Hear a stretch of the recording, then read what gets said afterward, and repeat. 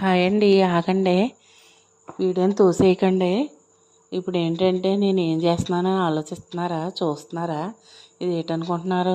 Crab curry అండి.